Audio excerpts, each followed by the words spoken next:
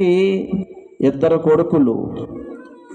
అందులో చిన్నవాడిని బాగా చదివిస్తున్నాడు, పట్టణంలో ఉంటున్నాడు. వినాలి, వినండి. అమ్మ ఏడిస్తే కొంచెం అలా బయట తీసుకెళ్తాను. ఒకరోజు అకస్మాత్తుగా వచ్చి, డాడీ రై వినండి, నా వాటా నాకు ఇచ్చేయి, నా బ్రతుకేదో నేను బ్రతుకుతాను, నీతో ఉండడానికి నాకు ఇష్టం లేదు, నీతో కలిసి ఇంట్లో ఉండడానికి నాకు ఇష్టము లేదన్నాడు. ఆ రోజు యూదుల చట్టం ప్రకారం ఏం చేయాలంటే, బిడ్డలు కోరుకుంటే ఎవడో ఆస్తి వాళ్ళు పంచిపెట్టేయాలి. ఒక మీటింగ్ పెట్టారు, పెద్దల సభలో అడిగారు, మనవడే పంచాయతీ పెట్టించాడు, పెద్దల దగ్గర చెప్పేశాడు, నా వాట నాకు ఇప్పించండి పెద్దలారా అని. తండ్రి కబురు పెడితే తండ్రి వచ్చాడు, మీ అబ్బాయి ఇలాగ వాట అడుగుతున్నాడు, అతను వాట అంటే అతనికి ఇచ్చేయాలి. ఒరే ఒక్కసారి ఆలోచించుకోమని. ఆలోచించుకునేది ఏం లేదు, నా తండ్రితో నేను ఉండను, నా తండ్రి అంటే నేను ఉండను. ఎందుకు తండ్రి ఇంటో ఉండలేకపోతున్నాడు? ఎందుకు తండ్రితో ఉండలేకపోతున్నాడు? స్నేహితులతో ఉండడానికి ఎందుకు ఇష్టపడుతున్నాడు?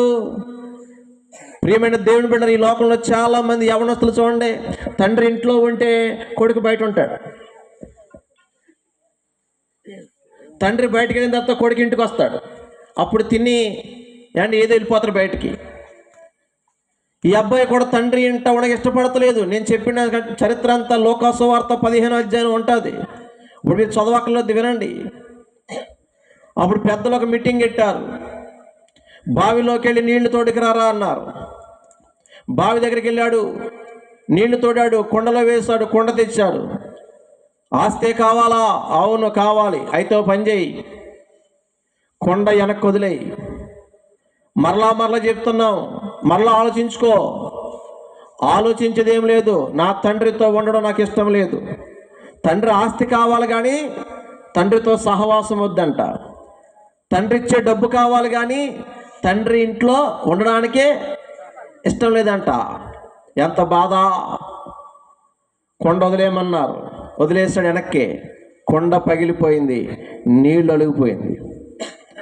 వెళ్ళిపోయే ముందు డబ్బు సంచి చేతిలో పెట్టుది ఒక మాట చెప్తున్నారు, మరలా ఎప్పుడైనా ఈ ఊరిలో నీ తండ్రి ఇంట్లో కుమారుడుగా వారసుడుగా నీ ఇంటికి రావాలంటే పగిలిపోయిన కొండ అతికించాలి, ఒలికిపోయిన నీళ్లు కొండలోకి ఎత్తాలి, ఎత్తిన నీళ్లు పట్టుకెళ్ళి బావిలో పొయ్యాలి.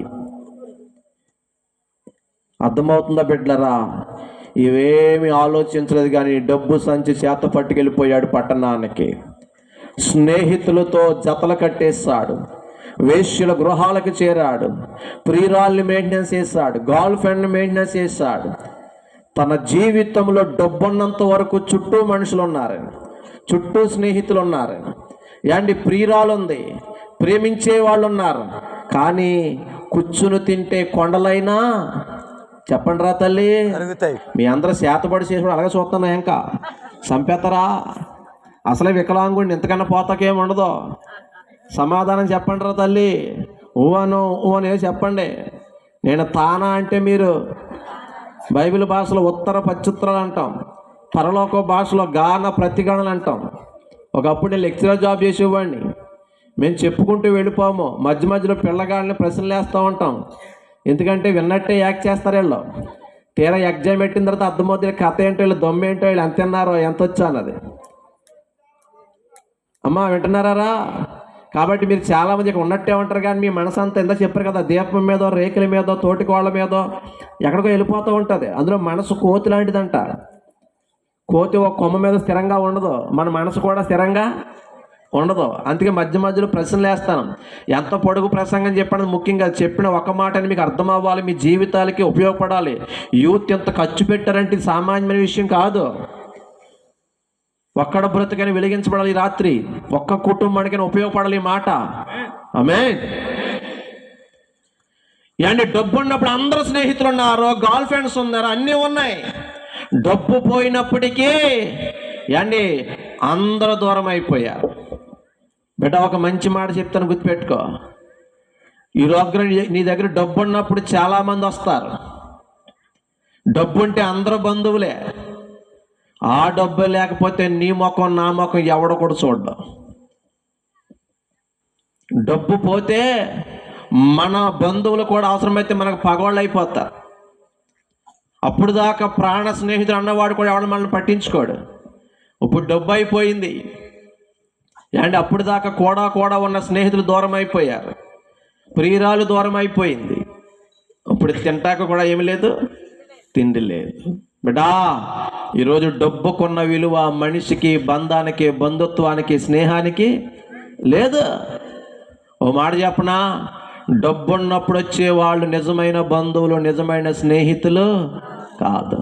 ధనము నీకుంటే అందరూ వస్తారు, దరిద్రుడవైతే దరికెవ్వరు రారు. అలాగే చూడపోతే చప్పలు కొట్టచ్చు కదా. ఇప్పుడు కాదు, వాళ్ళు కొట్టాలి, నేను పాడాలి, మీరు కొట్టాలి. అప్పుడు అందమైన సంసారంలాగా ఉంటుంది. అమ్మా చప్పలు కొట్టండి రా తల్లి. ధనము నీకుంటే అందరూ వస్తారు, దరిద్రుడవైతే దరికెవ్వరు రారు. ధనము నీకుంటే అందరూ వస్తారు, దరిద్రుడవైతే దరికెవ్వరు రారు. ఎవరిని నమ్మినా ఫలితము లేదురా, యేసుని నమ్మితే మోక్షం ఉందిరా. ఎవరిని నమ్మినా ఫలితము లేదురా, యేసుని నమ్మితే మోక్షం ఉందిరా. ఎవరికి ఎవరు ఈ లోకంలో చివరికి యేసే పరలోకంలో. ఎవరికి ఎవరు ఈ లోకంలో. చప్పుడు కొట్టండి, వెనకాల చప్పుడు కొట్టాలి.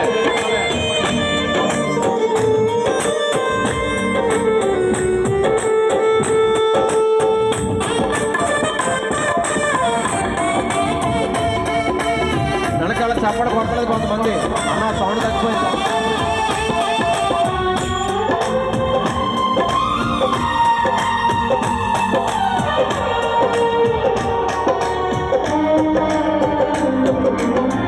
ఎవరెవరో నీకు ఎదురవుతుంటారు, ప్రాణానికి ప్రాణం అని అంటారు.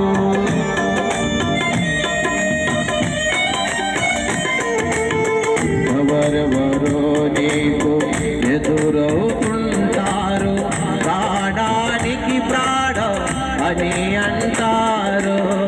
కష్టాలలో వారు కదలిపోతారు, కరుణగల యేసే నీతో ఉంటాడు. కష్టాలలో వారు కదలిపోతారు, కరుణగల యేసే నీతో ఉంటాడు. బిడా, ఇది సత్యం, ఇది సత్యం. మాట చెప్పనా, నాకు కాళ్ళు ఉన్నప్పుడు చాలామంది స్నేహితులు ఉండేవారు. వాలీబాల్లో, క్రికెట్లో స్పోర్ట్స్ మ్యాన్ అన్న, జిల్లా స్థాయి ఆటగాడిని నేను, గేమ్ ఛేంజర్. సినిమా పేరు కదా అది, నా బ్రతుకులు అది. ఎన్నో కప్పులు, ఎన్నో బహుమతులు. కాళ్ళు పోయాక ఒక్క స్నేహితుడు నా గుమ్మెత్తలేదు. ఎందుకు తెలుసా? ఇప్పుడు వాళ్ళతో ఆడడానికి, తిరగడానికి నాకు ఏం లేవు. కాళ్ళు ఉన్నప్పుడు ఉన్న స్నేహితుడు ఇప్పుడు, అప్పుడు స్నేహితులు లేకపోయినా నేను బ్రతకగలను. కానీ ఇప్పుడు నాకు ఎవరో ఒకరు సహాయం కావాలి. కానీ సహాయం అవసరం ఏంటి ఆయనకి ఒక్క స్నేహితుడు కొళ్ళాడు. రే డాక్టర్ బాబు, కలిసి చదువుకున్నాం కదరా, కలిసి ఆడుకున్నాం కదరా, ఏమన్నా చెయ్యాలా, ఏమన్నా తేవాలా, చెప్పరా అని స్నేహితుడు లేడా? నేను బాగున్నప్పుడు, కాళ్ళు ఉన్నప్పుడు, అందంగా ఉన్నప్పుడు ఒక అమ్మాయి నన్ను ప్రేమించింది. యూత్ క్రిస్మస్ కదా మాట చెప్తున్నాను, జాగ్రత్త యవనస్తులారా. నా రెండు కాళ్ళు పోయాక ప్రేమించిన అమ్మాయి ఒక్క మాట చెప్పకుండా నా జీవితం నుంచి వెళ్ళిపోయింది.